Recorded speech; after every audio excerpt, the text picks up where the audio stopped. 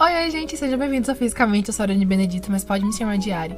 E, gente, hoje, pra finalizar o primeiro bloco da nossa temporada, por que não falar sobre as metodologias de ensino, já que a gente já falou sobre como ensinar, como aprender e agora as metodologias aplicáveis para a mecânica quântica e também uma forma de ensino. E também, hoje fazendo uma grande ressalva, hoje o episódio vai sair para vocês depois de muitas tentativas e eu trouxe uma pessoa muito especial, uma pessoa realmente muito querida por a gente, pela equipe do Fisicamente, então fala pra gente, por favor. Olá, eu sou Madá Aguiar, professora da Universidade Federal da Bahia, lotada na Faculdade de Educação. Sou licenciada, bacharel em Física, mestre em Física e doutora em Ensino, Filosofia e História das Ciências. E a pedido de Rafael Souza, também sou mãe de Nala, minha filha de 4 patas. Dentro da mecânica, na verdade, dentro da física, na verdade, a gente tem, ela se divide entre a clássica e a quântica, sendo uma extremamente determinista e a outra extremamente probabilística. E dentro disso tudo a gente vai ter muitos caminhos. A gente vai ter vários filósofos, vários pensadores, várias pessoas que vão estar voltadas para isso. E principalmente para como aplicar esses tipos de ensino, esses tipos de metodologia, principalmente dentro dessas duas vertentes. E falar sobre ensino e falar sobre física não é uma tarefa muito fácil. Mas a primeira coisa que me gera dúvida, que me vem à cabeça quando eu falo de metodologias de ensino, me vem sobre isso, são quais são as metodologias aplicáveis e aonde estão as suas implicações dentro das suas aplicações. Boa pergunta, Ari. Então, vamos lá. Primeiro, eu me apresentei, mas queria agradecer o convite de vocês aqui do Fisicamente para poder falar sobre duas coisas que não são simples, como você mesmo falou, que está relacionada aos processos de ensino e aprendizagem e também relacionada ao ensino específico de mecânica quântica. Então, a sua pergunta, ela é uma pergunta que eu poderia responder de uma forma mais geral, certo? Eu posso dizer para você que para ensinar qualquer conteúdo e escolher, portanto, qual caminho metodológico a seguir, a primeira coisa que você precisa prestar atenção é no contexto de ensino. Sim. Certo? Para falar sobre ensino, a gente está falando na perspectiva docente. Quando a gente fala sobre aprendizagem, a gente está falando na perspectiva discente. Então, o nosso papo aqui vai ser sobre o olhar do professor. Sim. Ou da professora. E aí, a gente pode dizer que dentro da mecânica quântica, a gente pode elencar possíveis procedimentos, métodos, técnicas, estratégias, abordagens, metodologias para o ensino de mecânica quântica. Uma que eu posso dizer para você que seria mais desafiadora é aquela que dialoga com o olhar procedimental, com o olhar experimental. Porque a gente sabe que dentro da mecânica quântica existe uma dificuldade, inclusive dentro do âmbito da academia, da gente conseguir reproduzir experimentos, né? Seja por falta de elementos para aquilo, ou até mesmo a situação dos laboratórios que a gente encontra. Sim, exatamente. Então, o fato é que a gente tem dificuldade. Se a gente olhar para o ensino de mecânica quântica dentro da educação básica, essa dificuldade ela é ainda mais profunda, né? Mesmo que a gente tenha como aporte não o laboratório concreto, né? Mas também o laboratório de informática, né? Para poder a gente usar os experimentos virtuais. Então, a gente tem um limitador, digamos assim, para o ensino de mecânica quântica na perspectiva experimental. Mas, da mesma forma que eu estou apontando para você que um dos caminhos que talvez seja mais difícil da gente utilizar, que é o experimental, eu poderia dizer para você que facilmente daria para a gente discutir mecânica quântica. E eu diria também, lindamente, hoje eu estou cheia de adjetivos, a partir da concepção da história, filosofia e sociologia das ciências. Sim. Ela é uma ferramenta, vou colocar como ferramenta, tá? Mas entenda a ferramenta como uma analogia ao cinto do Batman. Sim. Que, inclusive, uma vez a gente já conversou sobre isso. Sim. Então, pensa no cinto do Batman e aí eu tenho várias ferramentas. Uma das minhas ferramentas seria a história e filosofia. Exatamente. Então, ela é um caminho que eu diria que é possível de ser realizado Mas para isso também depende da formação do professor ou da professora. Estudando para poder formar o episódio, até mesmo para aperfeiçoar o episódio, também na matéria de metodologia, me deparei com muitos filósofos. Então veio Vygotsky, veio Piaget, que na verdade são psicólogos, vão estar mais para a área comportamental, mas vieram diversos, também vieram vertentes como a freiriana e a savianista. Então eu me deparei com um mundo, eu falei, parecia muito pequeno. Quando você vê, o negócio é gigantesco, porque você vai ter abordagens diferentes, você vai ter uma abordagem humanística, você vai ter uma abordagem tradicionalista, você vai ter uma esqueci agora. Behaviorista, você vai ter a sociocultural, você vai ter diversas e você vai ter um contexto social que você vai precisar ver o que você vai ter que aplicar. E você vai ter que olhar para o ensino à luz dessas filosofias, Sim. né? Quando eu explico para os meus estudantes, eu sou professora também de metodologia, então quando eu explico aos meus estudantes sobre o primeiro momento da aula de metodologia, né, é explicar para eles que essas metodologias elas estão ancoradas a teorias, né, e essas teorias, por sua vez, estão ancoradas a filosofias da educação.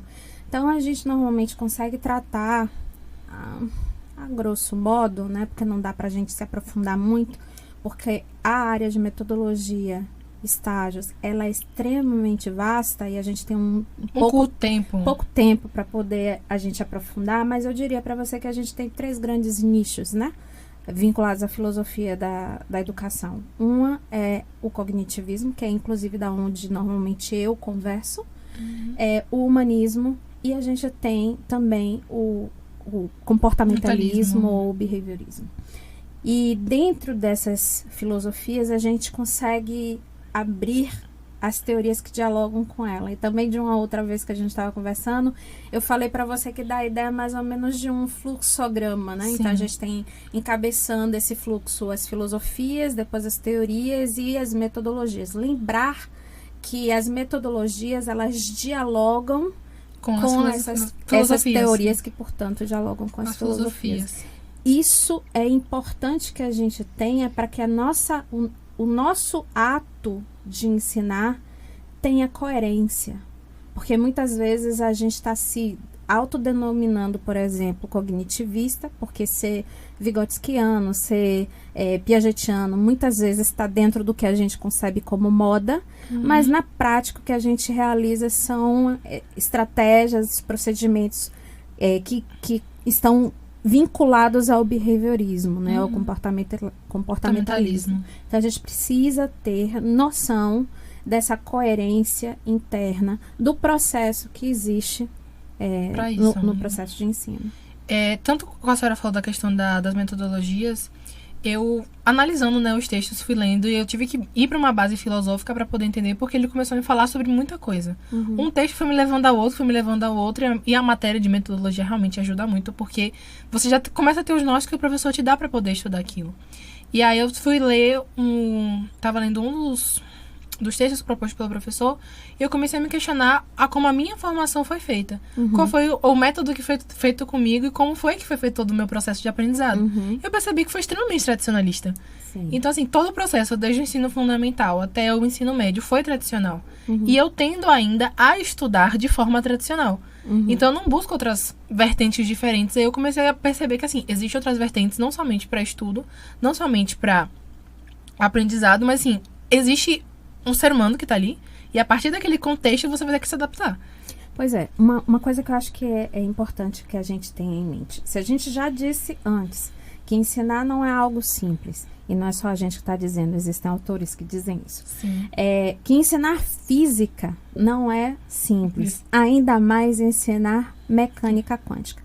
Aquele docente, aquela docente que não tem conhecimento sobre metodologias, teorias de aprendizagem, filosofias de educação, como que ele vai ter consciência no processo de escolha vinculado ao contexto onde ele está inserido, né? Como que ele vai ter consciência do que, de fato, ele vai poder utilizar dentro de sala de aula? Lembrar que ensinar, pensar uma aula, envolve você olhar alguns parâmetros, né?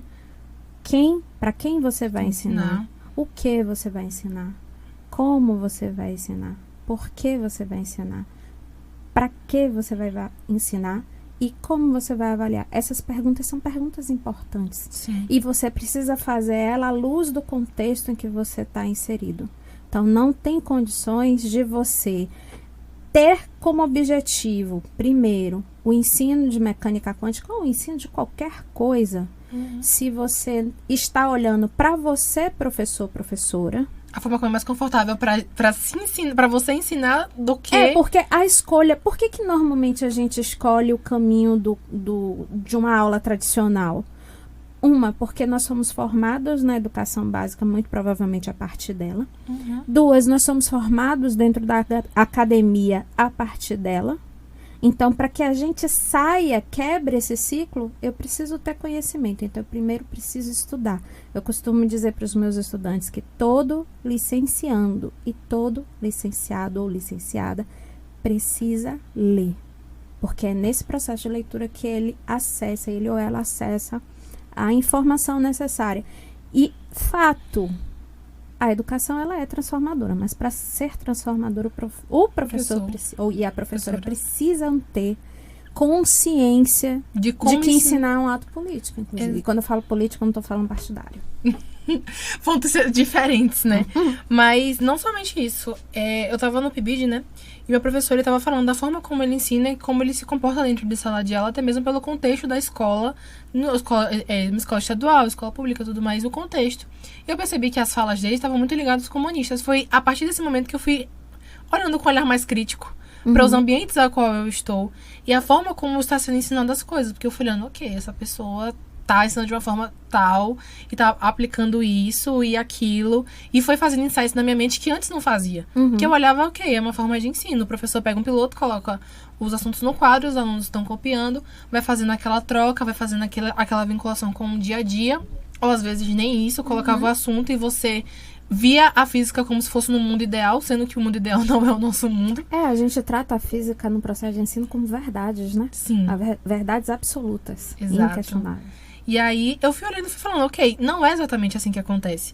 E um dos pontos que me foi levantado durante o estudo disso tudo é como você está ensinando e para quem, que foi uma das perguntas que a senhora falou, mas principalmente, quais são as metodologias que a gente pode usar para poder aplicar aquilo com forma efetiva. Como o professor ele se molda.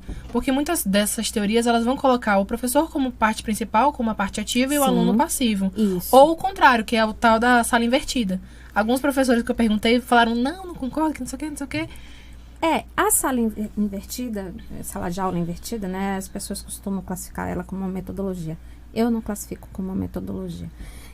Na minha cabeça, há uma interpretação equivocada, inclusive dentro do âmbito da educação, sobre o que é uma metodologia de educação, ou para educação. E nesse processo, eu prefiro levar um termo que talvez seja um termo mais geral e que, para mim, dialoga mais com a concepção que eu tenho, que são as práticas pedagógicas. Então, a sala de aula invertida, ela é uma prática pedagógica, mas não é uma metodologia. Então, eu considero a sala de aula invertida como uma prática pedagógica, certo?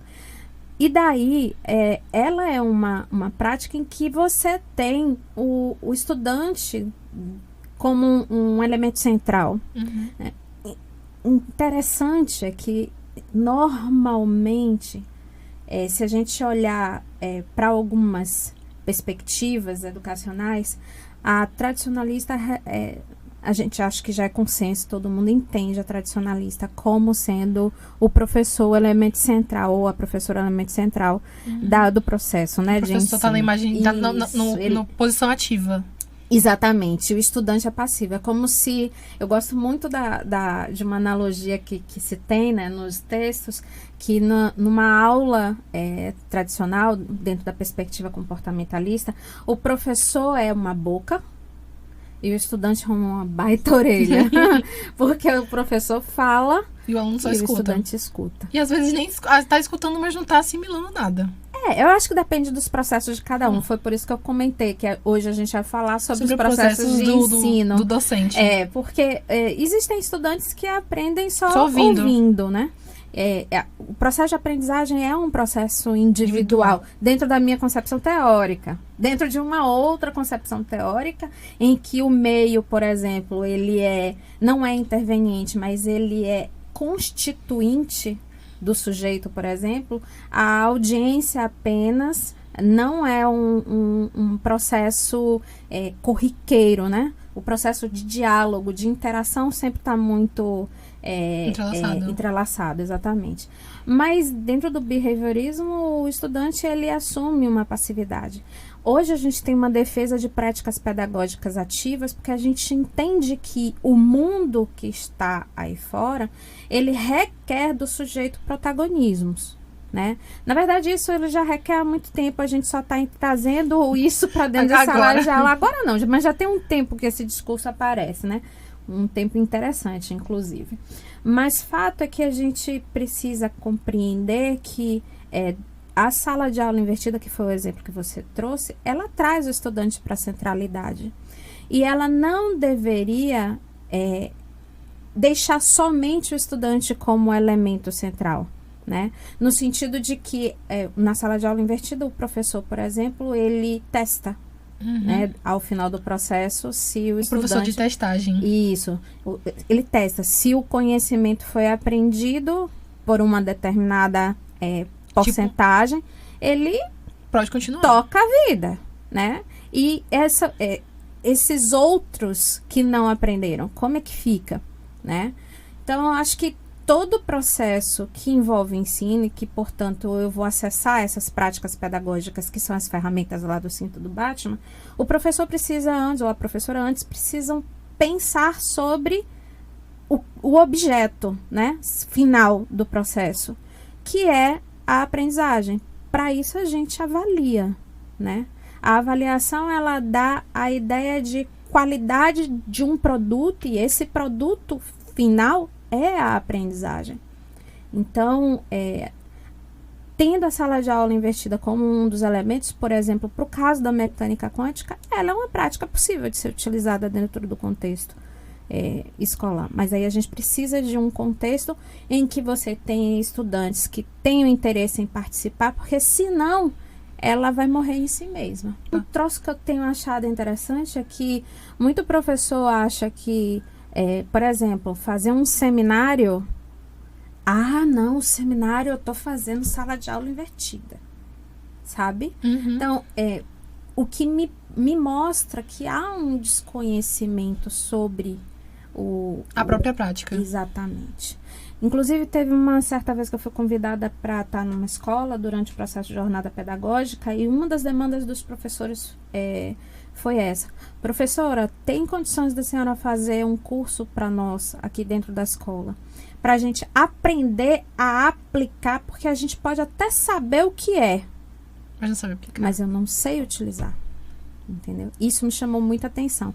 E me chamou a atenção pelo seguinte: é muito comum, eu não vou falar em maioria, mas é comum que a gente veja, por exemplo, as ações de extensões dentro da universidade que dialogam com o contexto escolar, sempre voltadas para estudantes. Sim. Só que se você observar, o estudante está no final do processo.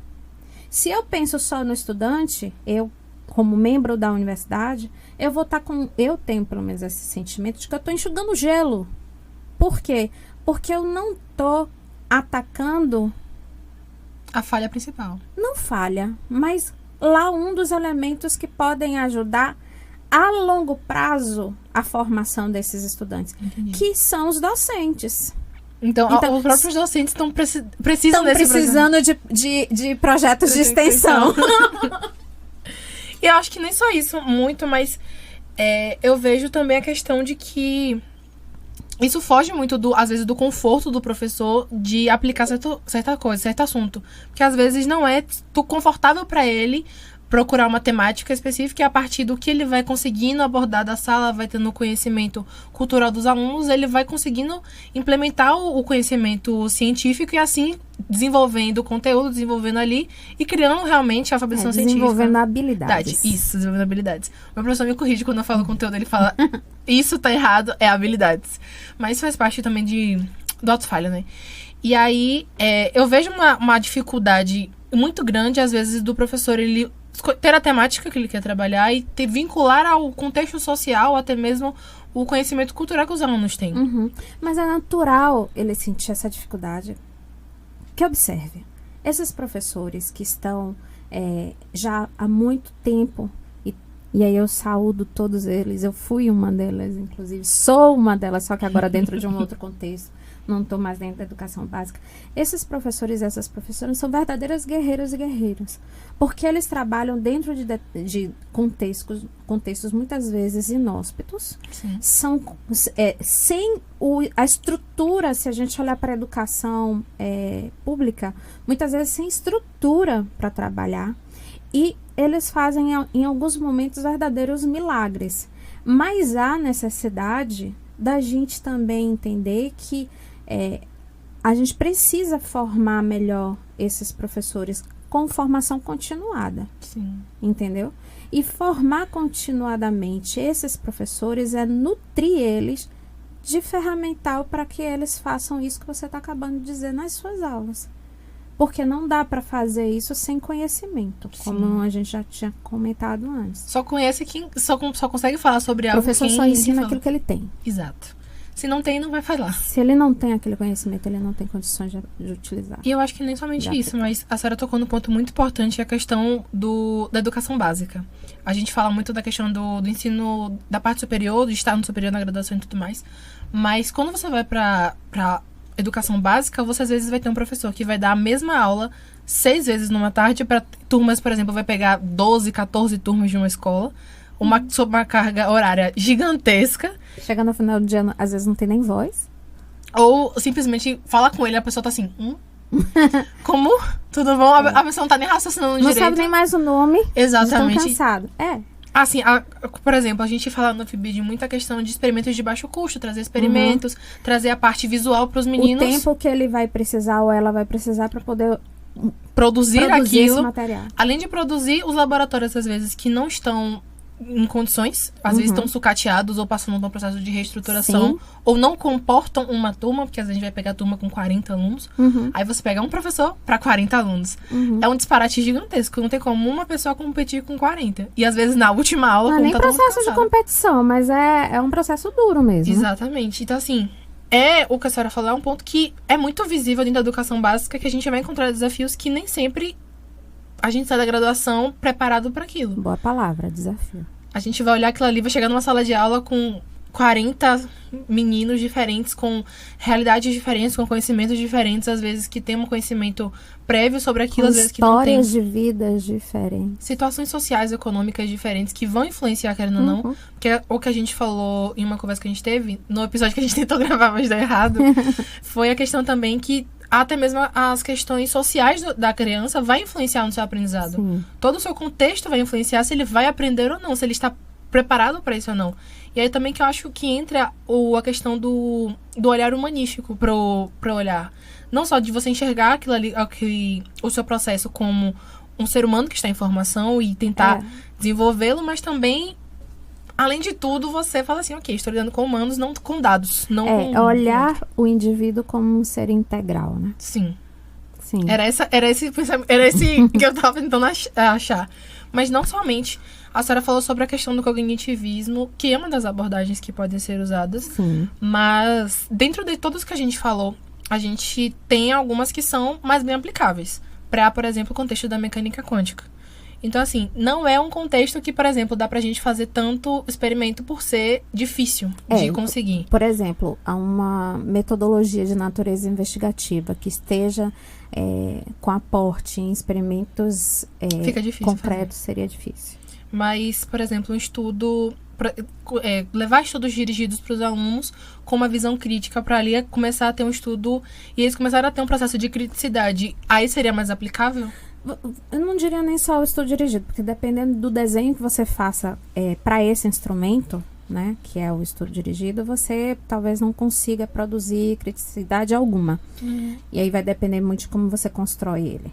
Mas, com certeza, você consegue trabalhar a mecânica quântica, por exemplo, acabei de pensar nisso agora, como um júri simulado.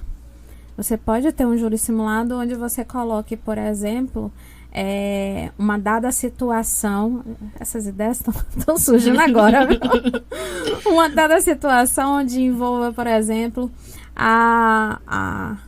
sei lá, coach quântico, a ideia de coach quântico, ou a ideia de o uso de um colchão quântico, sabe? Ou uma psicoterapeuta quântica. Uma coisa que a gente Hoje viu... a palavra quântica está sendo utilizada para qualquer coisa, né? A gente viu isso, a gente retratou nesse bloco ainda, que foi acho que o primeiro, segundo ou terceiro episódio, que foi sobre o turismo quântico. E a gente falou sobre isso, que pesquisando, eu botei a palavra quântico no Google e falei, vou deixar ele me mostrar o que tem. Quando eu fui descendo a aba, principalmente a parte das imagens, depois apareceu o colchão, apareceu o travesseiro, apareceu o queijo. Eu falei, queijo? Esse queijo vai mexer com as minhas moléculas, com o meu átomo, com os elétrons que compõem o meu ser humano? Eu falei, não, calma. Aí eu fui olhando, e falei, tem alguma coisa errada nisso aqui. Eu fui olhando, eu fui descendo mais ainda. Eu fui aparecendo tanta coisa que eu falei, tem alguma coisa errada, tem alguma coisa aqui que não devia estar aqui. E aí foi como surgiu a questão de criticar como o termo está sendo usado, ou como está sendo aplicado também, porque querendo ou não querendo, o termo quântico é bonitinho. Tá em alta. Tá em alta. Então todo mundo... moda, né? Exatamente. Então todo mundo pega esse termo e fala, vou fazer algo sobre mecânica quântica, sobre a física quântica, coloca qualquer coisa e as pessoas... Por falta, às vezes, de um conhecimento prévio. E aí, isso tem a ver, volto a dizer, inclusive, que a gente já conversou sobre isso, sobre a responsabilidade de quem está na academia, né? Porque quem está na academia tem uma responsabilidade social que muitas vezes ela não está fazendo. E um projeto como esses, o que vocês estão desenvolvendo, ou como um outro projeto que a professora Rafaela Souza também desenvolve, que é o Física Contextualizada, é você trazer a questão do conhecimento científico numa linguagem que seja mais próxima do sujeito. Isso, fazer divulgação científica. E fazer divulgação científica na academia ainda é raro. Você fala que... Eu acho que só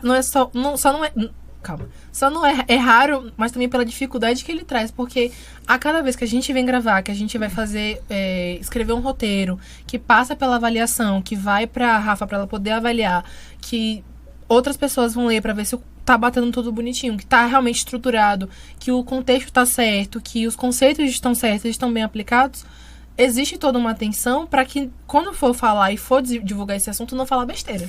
Mas observa, a gente pode pensar a divulgação científica para além da própria academia, sabe? Sim. Os sujeitos que estão sendo formados pela academia e que estarão, por exemplo, como docentes nas unidades de educação básica, esses sujeitos, eles e elas podem, por exemplo, fazer pequenos projetos dentro do próprio contexto da educação básica, projetos de divulgação científica, Sim. projetos de popularização científica.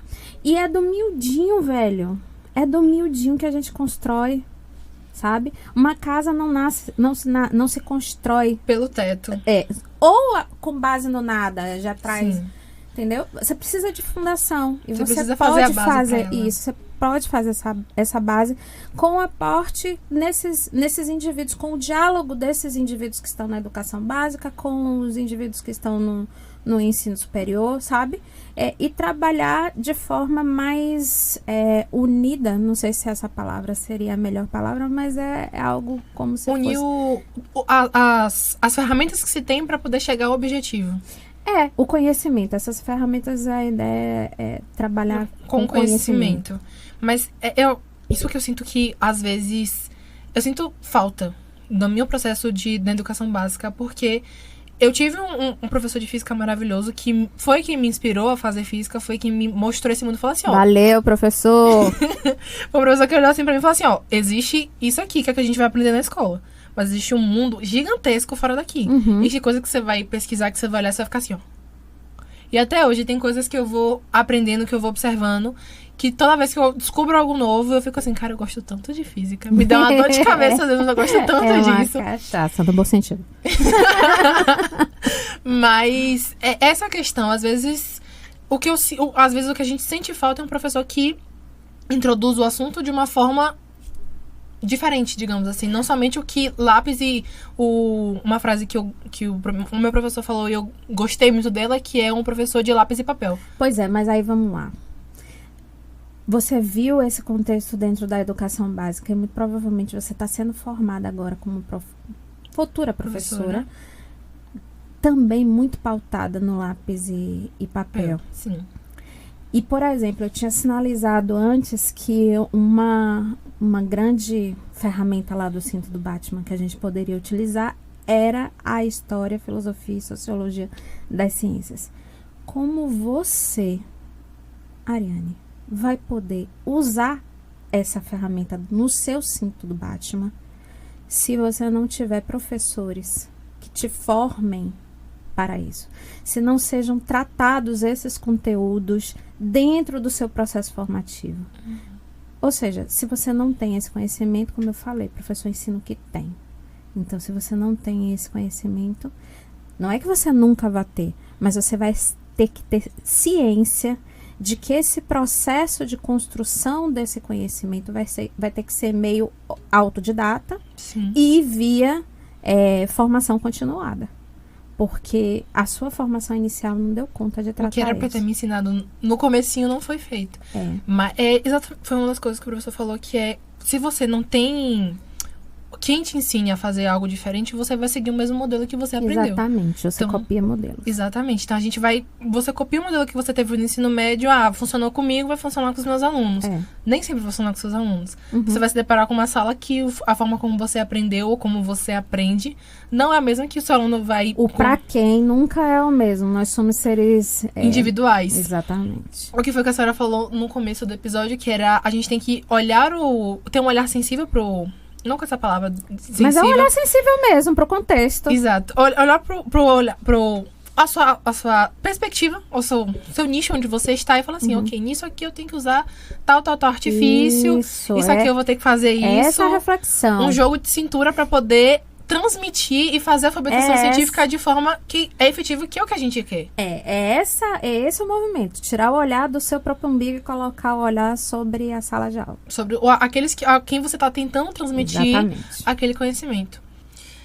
É fascinante a gente ver a questão da mecânica quântica, e não somente mecânica quântica, a gente vê a questão do ensino em geral. A questão da visão de um docente, a visão de um discente, mas também voltado para olhar para quem aquilo está sendo ensinado e como está sendo ensinado. E a mecânica quântica, ela é desafiadora. Demais. Sim. Tanto para quem está pegando a matéria, quanto para alguns professores. O professor que veio aqui falar sobre, ele disse que quando foi ministrar a matéria foi desafiador para ele, que ele teve que buscar novamente conceitos ao qual ele não tinha aprendido com tanta efetividade. É um mundo diferente, né, gata? Exatamente, a gente foge do... É um modelo de mundo completamente diferente. Exatamente. Então, até um professor que é um doutor, que está ali atuando, que já ministrou a matéria, teve que voltar a pressupostos e voltar a o que ele tinha visto antes para poder fortalecer o que ele tinha ensinado, como a senhora falou. Só ensinam aquilo que a gente sabe. Então, ele teve que voltar para isso. Isso me mostra que a metodologia, os processos pedagógicos, as técnicas pedagógicas, tudo isso que a gente debateu hoje vai estar muito em jogo. Não vai estar nem em jogo, vai ser o start do seu jogo. Para você começar a jogar, você vai ter que entender aquilo ali, senão você não vai para frente. Sim, concebo a aprendizagem como um processo que ele não é determinado pelo meio, né? Mas ele é influenciado pelo meio. Então, eu preciso do outro, o outro me ensina também. Sim. Eu aprendo também com o outro. E vice-versa, né? Há um processo de interação, sim. Mas na minha concepção, não dá para dizer que tudo isso se deve ao meio. Porque eu sou um indivíduo também. Isso é um olhar para o processo, sabe? Por isso que para mim, ensino e aprendizagem são processos diferentes. Enfim, gente, foi muito bom falar com você sobre isso. Muito obrigada por ter vindo, por falar sobre esse assunto. Que realmente, se a gente continuar aqui, a gente passa horas falando sobre isso, porque isso não é um assunto que se debate em 1 hora de episódio, mas é um assunto que realmente existiram diversos que vieram de a gente debatendo sobre isso, trazendo sobre isso, e vão vir muitos depois de nós para continuar falando sobre isso, porque o ensino vai continuar acontecendo independentemente do como se prosseguir. Tomara, né? Muito obrigada por ter vindo. Por nada, eu que agradeço. E é isso, gente. Tchau, tchau. Até o próximo episódio. Tchau, gente.